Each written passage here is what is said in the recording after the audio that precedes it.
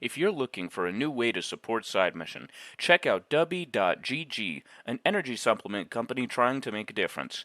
Make sure to use code Side Mission for 15% off your order. Thank you, Dubby, for sponsoring this episode, and we hope you enjoy.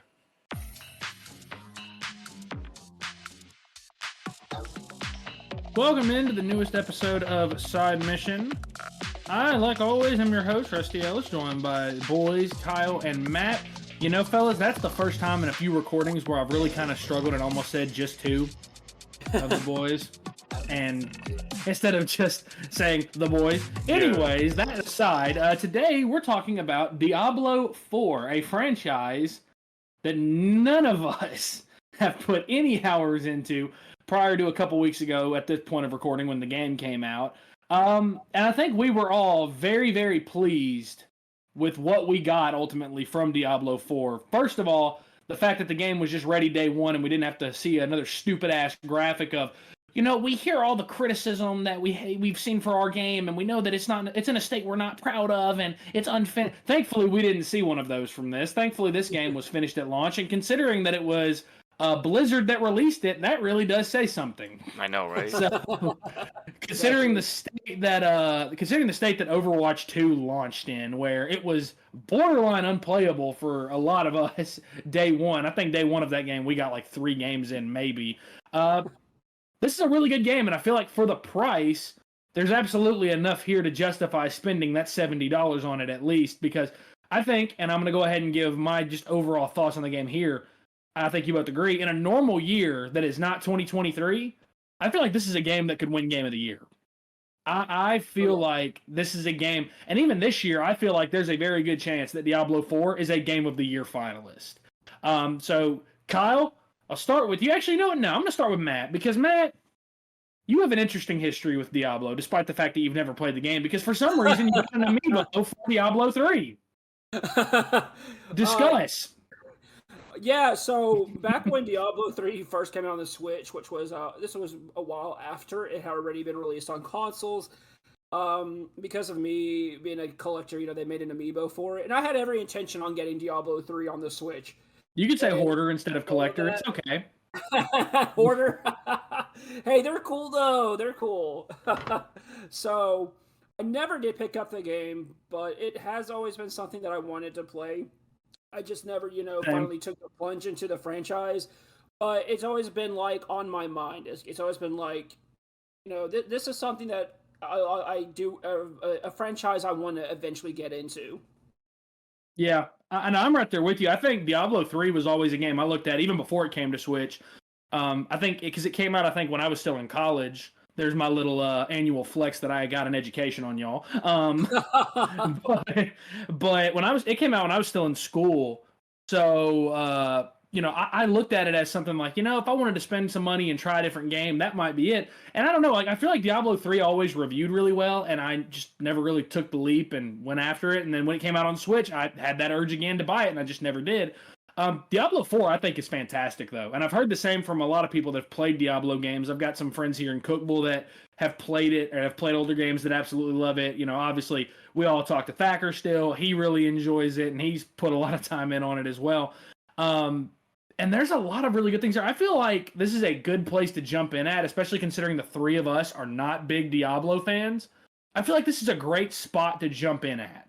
Kind of like how Final Fantasy 16 and how it's not really tied to 15 in any way. It's great for you to just jump in here because there's no real game that you need to have played beforehand. Diablo 4 is a lot of the same way. It's not a game that's built on a big story. It's not the MCU. It wasn't built over 10 years. And it's not some branching narrative. And it's really not a special story, but the production level of it really takes it to the next level. And Kyle, we talked a lot about that. The cutscenes are really well done. The character models are really well done. Matt, I know you want to talk about the character creator, and we'll get to that, after we talk about this for a minute. But Kyle, it feels like the presentation of this game is really next level. Yeah, it definitely is. I think that especially when it comes to the cutscenes, I was really impressed by the attention to detail in the character models. The way they really brought Lilith to life. I mean, it gave me chills during that, that intro cutscene when the game first starts. It's really awesome to see good cinematics like this that make you feel something. Like I was legitimately like, oh shit, this is not someone to be fucked with. She is a bad bitch, and I think that in terms of gameplay, I went into this game not knowing at all how I was gonna feel about it because, like we've said, I've never played a Diablo game before, and so that was what I think really was going to determine whether or not I like it. And I gotta say that it's a lot of fun. It's so much fun to get on with just a bunch of friends and go run some missions, take down some bosses, and I gotta say that as a newcomer, it's it's a lot of fun. Not having to feel like the game only caters to people who have already played it. It feels like at face value the game can be very overwhelming, but as a newcomer, the tutorial did a really really good job of introducing me to all the game's mechanics and how it works and everything. So that way, over time, as I unlocked like say new abilities or as I unlocked new move sets or passive buffs, I kind of was toeing the water, slowly got in, and by the time everything was fully unlocked, like where I'm at now, I feel like I already know everything. It's not overwhelming. It's not too much. I gotta say that that is something as again as a newcomer I appreciate the most. Yeah, we talked about in the Street Fighter episode about how it's not really like new player friendly. It really is banking on have you played a previous Street Fighter game. And this one, I feel like again, like you said, does a really good job of catching you up and getting you up to speed gameplay wise. And it's very very simple. Obviously, it's a game that's built to play. It's built to play with a keyboard and mouse setup and with hotkeys enabled and everything. With a controller though, I didn't feel like we were ever really like at a disadvantage or that it was hard to pick up the control scheme. I felt like all of my attacks I pretty much picked up really quickly. And Same. I think that what really makes that system work a lot more is the build variety, especially when you look at the different characters. Kyle, you played as a barbarian. Matt, you played as a sorcerer, I believe. I think I'm right in speaking Yes, that. yes, Sorcerer? that was what was left for me that I actually liked. Yeah. I mean, I thought the rogue was pretty cool. I thought you could have played as that and you would have enjoyed that, but maybe not. And then obviously I played as the druid, and the druid is just oh freaking P for some reason, being able to turn into a werewolf or a werebear. Yeah, for Uh, real. that's that's pretty awesome. I know Kyle. We thought that the barbarian was going to be the tank, and then it turns out nope, it's actually the druid. Yeah, I'm the Actually, healer. you're actually the healer, despite being called a barbarian. I'm not sure what sense that makes, but hey, we're just going to roll with it. And I loved, again, just the variety of build that you can go with because I pretty much went with essentially a lightning and storm casting werewolf. And that, Yeah. for some reason, there's nothing about that sentence that makes sense, but it's just really fun and badass. Like being able to just summon a gigantic storm with my ultimate ability, using, transforming into a werewolf to build up my spirit, and, being able to cast lightning using that. I mean, that's just really cool. Being able to spread rabies to deal damage over time. Like, that's just really cool. Matt, you wanted to talk about character creator because it was really well done. And again, coming off of Street Fighter, where it was very shallow and it was almost like a kiddie pool, this feels a lot more like being in the deep end of the pool. Yeah, like there was it was a very deep and complex system that they used with character creator, which I like that, especially in a game like this, because the character this is a character that is when you create them, this is who it's going to be, and with how many hours that you're going to put into this game, I just like having that kind of that sense of control. Like Yes. for example, like the kind of character that I created with, I took a look at, I'm a sorcerer, I kind of gave him a theme, which was, I wanted to make him Egyptian. I even named him Merrick. So if you're a Yu-Gi-Oh fan, you know exactly where that name came from. And the tattoo designs, the different styles of hairstyles that they give you, they just really went well above and beyond. And because the character models look so good, they don't look ugly. Like when you look at a character creator like Fallout 4, sorry, the character models don't look all that great, but they look really good in this game. Like they have very realistic proportions. I like the fact that you are able to make so many adjustments to just like the length of the nose, the height of the lip, the body type that you can have. You can have something like, me in real life, which I didn't go with that in the game because I wanted to look good. Damn it. um, it's just little things like that that go into games like this that really pique my interest, and just something that is just going to It's stick with intriguing, me, yeah. especially looking at, I've enjoyed this game so much, and maybe even to the point like when I beat it, I might want to try out a different class, and because the character creation tools are so good, like, I can make someone look something completely different than someone that you have, or something that I've already created, or something that I've seen in other players online. Like, I feel like no character model, like no two people are going to make the same looking person. Yes, and I feel like in that same vein, nobody's going to have the exact same build as you. Like there is so Exactly. much variety. You look at the skill trees, there is so much variety. And I think what's most impressive about those, and at least to me, and you guys tell me if you felt otherwise, I didn't feel like the skill trees were overwhelming. I felt like they were very, very simple, very streamlined, and Yeah. very easy to Same, yeah. understand. Like, okay, here's what this skill does, here's what this does. And I think that the cool part of all of it is, and there is one caveat to it, and that's that if you do this, you have to reset your entire skill tree. You can respec whenever you want. You can literally respec your entire build whenever you want in the abilities menu. You can redistribute points however you see fit, and you can on the fly, if you decide that for a boss or for a dungeon or for anything, if you decide that you maybe need something else, like if I wanted to do something other than storm, I could swap over to using, wind damage, using tornado damage instead of lightning. And I think that that's really cool. I could swap over to being a werebear instead of a werewolf, and they have different abilities. One's a little bit stronger, one's a little bit faster. Their attack animations are different, and there's a lot of different unique things to each build. We also looked. We played a lot. We mentioned Thacker. We played a lot with him. He has the Necromancer, which is one of the other cool characters in the game, where he can literally raise the dead that we have killed. And again, that's just a really cool feature, and I like that. I also like that along the way, I think that we each, in some way, shape, or form, have got some form of companion that we can summon. I've got wolves. I think, Matt, you've recently learned how to summon dragons, is it? Is that what you've recently learned how to do? Actually, they are Hydra heads, and Hydra what's heads, cool is yes. I gave it a bit of an upgrade. So if I have a certain percentage of health, because normally only 3 heads will pop up, but what I like is when it comes to these abilities, is that they have extension trees. So basically, after I got another skill point, after unlocking the Hydra heads, I can lock it to where I have a certain percentage of health. I can get an additional head.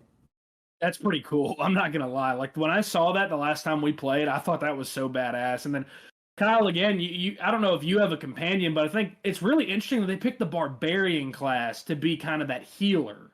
Because you hear barbarian and you kind of think, okay, this is like your DPS. This is you're gonna go in and you're gonna tank a little bit. I thought that was really interesting.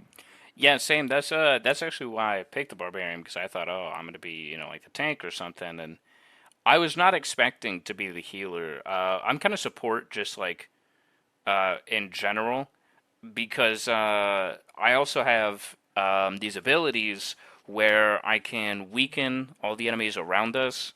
I can increase everybody's attack damage, and I can increase everybody's movement speed as well as their defense. And it's weird because yeah, I chose the barbarian and I was like, oh yeah, I love going in and being like, high DPS. I'm gonna go in, I'm gonna tank all these enemies, and I gotta say though, it's fun being able to play a support role in a game like this where I didn't really, I didn't know if support was gonna be really important, and it turns out it is. Because Oh, with very. every single one of my yells, I can heal our teammates as well as give them additional status buffs, and that shit comes in handy a lot when you only have a limited amount of potions. And you can increase your potion capacity the more you level up. But I mean, even then, sometimes you get into those really big boss fights and you run out of potions really fast. It's nice to be able to go in and heal everybody, so we're not constantly running through them. Especially when I'm also playing by myself, I can heal myself, and so it's a little bit OP. But this is also a game I think that I'll probably end up starting multiple characters on. I don't really do that a whole lot, like in the Fallout games or like in the Elder Scrolls games. I never really cared to start new characters and go down different ways because I liked to get one character and do everything in the game. But this game, I think it feels like because I've already completed so many side missions already. It feels like it'll be easy to complete everything in the game with my main character and then start a new character. And I believe Thacker told us that you actually, once you beat the game in New Game Plus with a new character, you don't have to play through the story stuff again. You can just go straight in, get to the side missions and stuff, which is pretty which cool. is cool. Yeah, I actually really like I, that. I think that in an age where so many games are coming out with less and less content and so many games, come out relatively unfinished, I think it's really impressive how much side content is in this game. The story is like nothing to write home about. It's, Lilith is this like queen of the underworld or this goddess of the underworld almost, and your main goal is pretty much to stop her. It's a very, very simple motivator to get you moving. And along the way, you meet new characters, you learn new things, and you see that she's able to, essentially bring characters to her side. She's able to essentially corrupt certain characters. You run into a few of those pretty early on in the story. Um, but the real meat to this game is all of the side content, the dungeons you can do, and the fortresses you can go after. And I feel like that is ultimately where a lot of hours are going to be spent, especially when you look at like the end game. We haven't seen the end game content yet. That's the wild part is we've seen all this main game content, and there's a lot, like there's a whole other skill tree there when you hit level 50, and there's so much meat here to this game that, again, you look at that $70 price tag, and there are a lot of games that don't really meet the requirements to really charge that for their game. This is not one of those. I feel like there's a lot here for what you pay. So Matt, you said you had something to add. So just on the subject of the different variety, just like how many side quests there are, one thing that I want to say I appreciate is the fact that each individual NPC in the town or out there in the wilds have voice acting. Yes, they did not cut any corners, and the voice acting in this game is just something else I want to praise, especially the voice actress of Lilith, because just Caroline phenomenal Faber. work. Yeah, she's really good. Everybody's really like giving their best in this game. Like, I don't know any of the voice actors who are in it, but just well done. Yeah, Caroline Faber is actually the voice of Lilith, and she Oh, is thank you. Yeah. awesome in this game. She is one of the best parts of this game because every time Lilith is on screen, she absolutely owns the role. She owns the role that she's in. She's evil. You're scared of her. You're terrified of her. It is really, really like the thought of having to fight the Uber version of her, which we have to do for a trophy, is really terrifying. I've done research and found out that like the Uber version of bosses in these games are essentially some of the hardest bosses in all of gaming. So not looking forward to that and how difficult that's going to be and how rage-inducing that's going to be. But again, she's just really, really impressive every time she's on screen, and the presentation level ultimately is what helps carry this story. And I feel like, despite the fact that it's nothing special, despite the fact that it's pretty simple, your premise is pretty straightforward, you kind of know what you're doing, I feel like the presentation really does carry it through, and it takes it to that next level. Again, I think this is a game that could win Game of the Year in a normal year. And I think that that's really saying something. It says something about the quality of games we've gotten this year, that with Final Fantasy 16 recently coming out and with Tears of the Kingdom as good as it was, we've got Spider-Man 2, Armored Core. Kyle, we went through all the games that are coming out later this year. Yeah, for real. And lost in all of it almost is, you forget about games like Mortal Kombat 1. You forget about a game like Hogwarts Legacy that came out earlier this year. So it's been a really good year for gaming. As far as critiques for this game, I feel like you almost have to nitpick because, again, the story isn't special, and I've said that a couple times now. It's kind of basic. It's not anything crazy. The writing is what it is. But as far as critiques, what stuck out to y'all as far as criticism? Oh, I got one. So there have been a couple of times where when I enter into a dungeon, my game will crash. I had a moment with Kyle where we were doing a story mission and we both, hit A to activate the door and the game kind of just crashed. The other one that I have is there have just been times where I would get an error and like Kyle couldn't join my game or I couldn't join his. It's not very common, so I'm not going to hold it against the game because, again, the game has pretty much worked the way it was intended. Yeah, same, honestly. For me, it's really the crashes. I think that this game came out pretty polished. There were some frame dips, like when we got everybody on screen, we're fighting big hordes of enemies, which hopefully they'll end Ooh. up, smoothing that out soon. But the crashes were really aggravating. Because it seems like it happens very frequently. Usually, when we're trying to do something like Matt said, going through a door, or I'll be in the menu, or I'm trying to fast travel, and my game just crashes. And it's annoying because then we have to reinvite people, and sometimes the game doesn't let them in, and it seems to be a constant problem with Activision lately. But yeah, other than that, I really liked the game. I really didn't have a lot I disliked about it. You know, Kyle, it's funny. I almost thought you were talking about Crash Team Rumble there when you were talking about having to reinvite everybody over and over again. Almost thought we were in that episode, and we're not there yet. But yeah, I agree that's kind of that the crashes have been kind of weird. I know that for one, there was that one weird thing when the three of us and Thacker were all on where I think you left, Kyle, and then your screen was frozen. We were all able to move around, and then you left. You closed your game out. Then for some reason my screen was frozen, so I Yeah, left. And then Thacker's screen was frozen, and he had to leave. And then Matt's screen was frozen. Like everybody else, like the subsequent people that like weren't frozen were able to move around. But the moment someone left, they would randomly start to freeze. That was odd. Performance-wise, they're definitely like in cutscenes. I do wish that cutscenes were going at 60 FPS and not 30. I do think that holds it back just a little bit. It is a pretty graphically intensive game when you look at like you get to the cutscenes. Like there's a lot of detail in this game. So I understand that maybe 30 FPS was what they were able to keep it at stability wise, and it still looked that way. Otherwise, they'd probably have to downgrade a lot of the graphics. We also mentioned this in the Street Fighter episode, and we said like we really don't want this to be a reoccurring thing, but unfortunately, it happened again.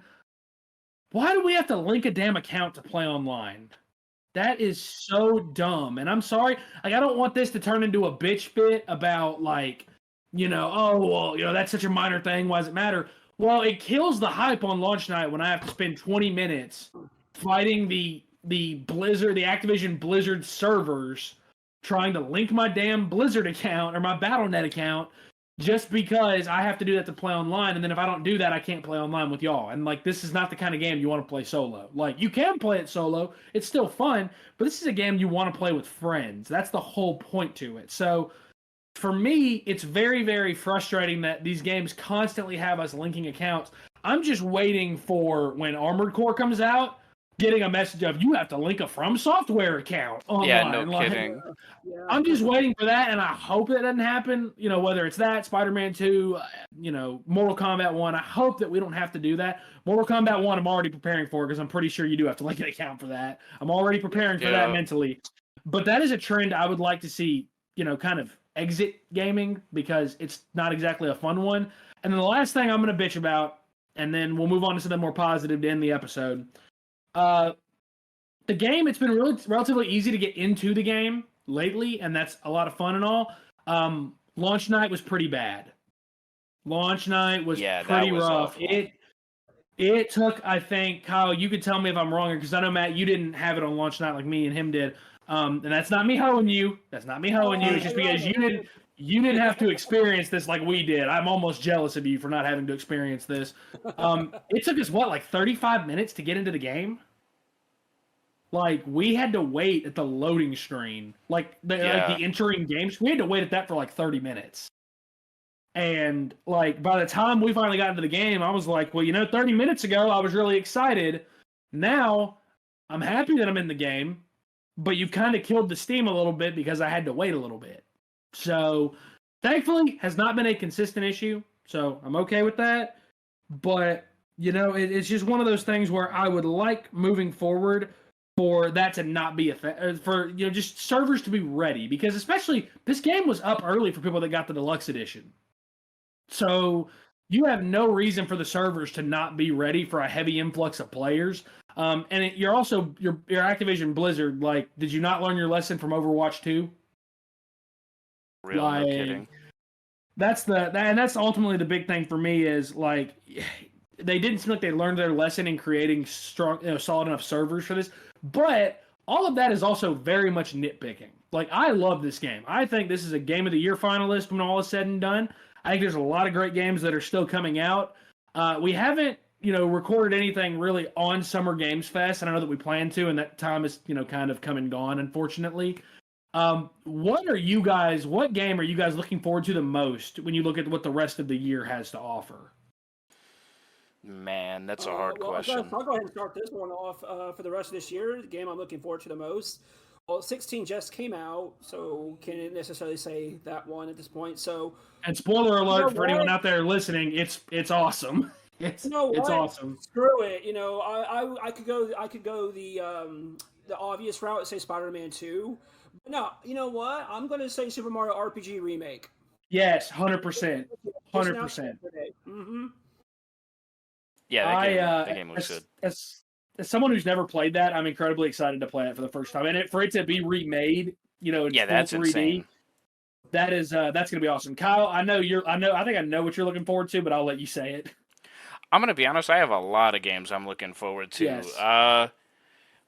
But personally, right now, I think other than Spider-Man 2, it's gonna be Pikmin 4, because Pikmin is one of those games. It's again, I am from the GameCube era, and it's one of those games I fell in love with when I had a GameCube. And we got 2 and we got 3, and then it's just been a while. We got 3 remastered on the Nintendo Switch, but nothing about a 4. And I gotta say, this game looks incredible. As a huge Pikmin fan, this game looks like everything that I've wanted for, I don't know how long it's been since Pikmin 3 came out. And I hope that, a lot of people, who haven't gotten to play the older Pikmin games get into this. It's cool that Nintendo released Pikmin 1 and 2 on the Switch. They're full HD versions as well, I think, which is crazy. But yeah, I think that's probably the one I'm really hyped about. That's really soon too. Yeah. That is really soon. That's next month, isn't it? Yes, it is. Yeah, it is. So that's right around the corner. Yeah, I'm with you on that. I could really take the. I think that I could go the obvious route and say Spider-Man 2, which I am excited for. I could also go the other obvious route and say Armored Core 6. But after playing the demo for Lies of P, I really think that game is going to surprise people. I really think that game is going to surprise some people. Love the art style. There's a lot of there's a lot of clear inspiration. There's a lot of clear inspiration from Bloodborne, but it plays drastically different from Bloodborne. I'm excited for that, and I'm also excited for Lords of the Fallen. I think that's going to be really good as well. It's a reboot that I think is much needed because, the 2014 or 2015, whenever it came out, that version, it was a good game, but it felt kind of bland after a couple hours in it. So I'm hoping that this iteration of it does a whole lot better. And guys, I'm surprised nobody said anything about Super Mario Bros. Wonder. That was Super Mario Bros. On acid, and I love it. That was so awesome. Excited for that. Excited for Super Mario RPG, and definitely excited for Pikmin. So I think that there's still a lot of really good games to come out, later this year. So it's going to be a fun rest of the year. So that's a good spot to wrap this up. So that is going to do it for this episode of Side Mission. Be sure to check us out on Twitter at Side Mission Pod. You can also check us out on Facebook at just Side Mission Podcast. For the boys, for Matt, for Kyle, I'm Rusty. Thanks for listening.